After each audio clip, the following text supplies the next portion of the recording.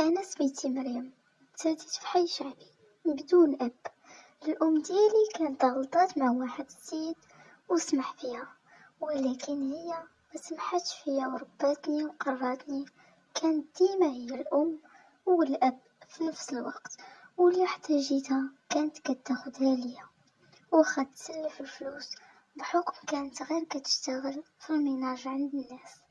كانت كتبقى فيا وما كنبغيش نشوفها كتقرفص على قبلي، وكنزيد نحقدها للأب ديالي اللي سمح فينا ملي وصلت ل18 عام خديت الباك ديالي.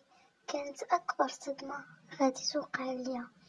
تحولات حياتي كلها بالمرض ديال ماما، مرضات بالسرطان وحالتها بدات كتداور. ما كانش عندي الفلوس العلاج واخا الناس والجيران كانوا كيساهموا معها، ولكن داكشي ما كافيش. والطبيب قال لينا بلي المرض انتشر عندها. بقات على ديك الحالة 6 شهور، ونهار اللي غادي تموت فيه اعترفات ليا شكون هو الاب ديالي وقالت ليا على المكان ديال العمل ديالو، وطلبت مني نمشي لعندو ونعاود ليه ونقول بلي انا بنتو. وماتت ديك الساعة حسيت بالأرض كدور بيا، وأنا كنت باغا نكمل قرايتي ونخدم ونعوض ماما غير شوية من داكشي اللي دارت معايا، ولكن قدر الله ما شاء فعل. أنها ترحل من هاد الدنيا وتخليني وحدي 3 شهور بعد موتها، وأنا مازال الهضرة اللي قالت لي على بابا فودنيا، ما بغاش تنسى ليا. مشيت فين قالت لي خدام وما قدرتش ندخل لعندو حيت هو اللي سمح فيا، ورجعت للدار وقررت نشوف شي حل لراسي.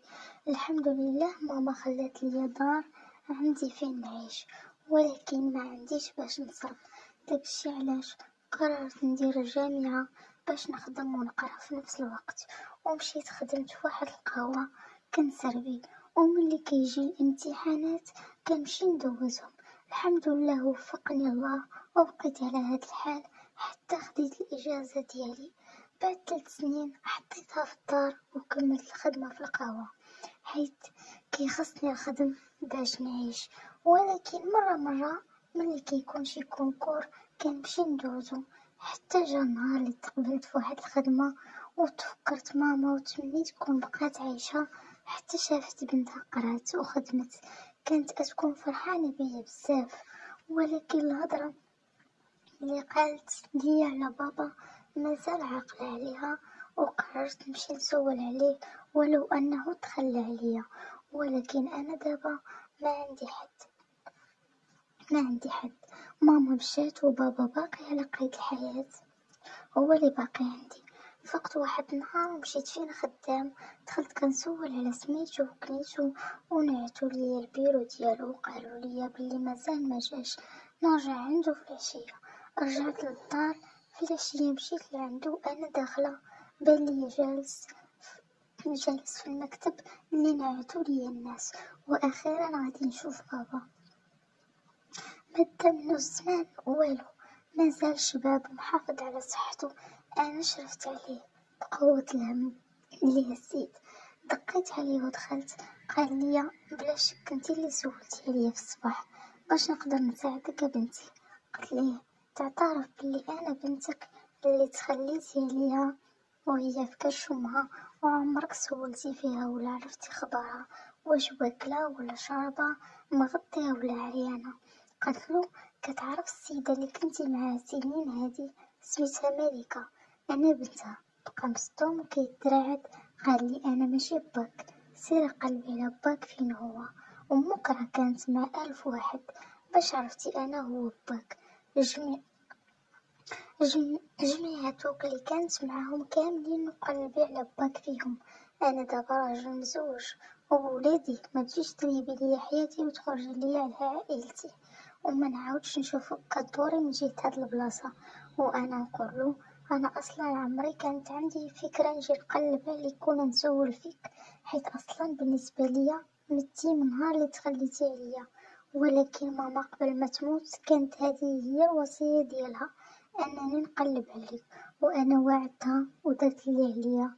قال لي الله يرحمها، ولكن أنا راه ماشي باباك باش غادي نعرف أنك بنتي. قالت ليه يلا نديرو التحاليل لاضيين ونحيدو الشك. وافقت واتفقنا نتلاقاو ونمشيو نديرو الغد ليه. مشينا في الصباح درناه، دازت واحد المدة، مشيت أنا وياه جبنا التحليل لقيناه مطابق 99%. بقى مسطول في بلاصتو ومصدقش ويقرا ويعاود في التحليل. قالت لي دابا تأكدتي؟ بغيت نقولك أنا راه منحتاجش ليك، ولكن بغيت غير ماما تبقى مرتاحة في قبرها ونحقق ليها الأمنية ديالها، هي نتعرف عليك. ودابا خليت لك الراحة. وقفني وبقى كيبكي وكيعنق فيا وكيطلب مني السماحة، وقال لي بلي عنده 4 الولاد باقين صغار والله ما رزقوش بالبنت. وقال لي مراتي الا عرفت هادشي ممكن تحماق. قالت لي كون هاني هادشي يبقى بيناتنا، انا اصلا ما كنعرفش مراتك. قال لي انا غادي نعترف بيك بلي بنتي، ولكن عطيني شوية الوقت نشرح لمراتي هادشي باش وليداتي يتقبلوا انك ختهم. تفارقت معاه مشيت وانقطعت الاخبار. عمرو سول فيا ولا سولت فيه. رجعت لخدمتي وديتها في مستقبلي، حتى نهار جاني اتصال من نمرة ما كنعرفهاش. جاوبت عليها، صوت مرا. قالت لي انا مرات باك، راه عاود لي عليك، انتي ما عندك ذنب في هادشي وانا ما غاديش نحرمك من باك ومن خوتك. باباك راه ضميرو كيأنبو بزاف وندمان على داكشي كامل. وطلبت مني نمشي لعندهم للدار. الصراحة ما توقعتش مراتو تكون بهاد الانسانية والطيبوبة، داكشي علاش قررت نعطيه فرصة ونمشي ونتعرف على خوتي. مشيت فرحوا بيا بزاف، خصوصا مراتو حسيت بها فرحانة من قلبها. واستغربت، خوتي كبير فيهم عمره 18 عام والصغير عمره 7 سنين. حسيت بدفء العائلة مع خوتي. طلبوا مني نبقى نعيش معهم ولكن ما قبلتش حيت ولفت نعيش وحدي، ولكن كنمشي مرة لعندهم. وهذه هي قصتي مع بابا.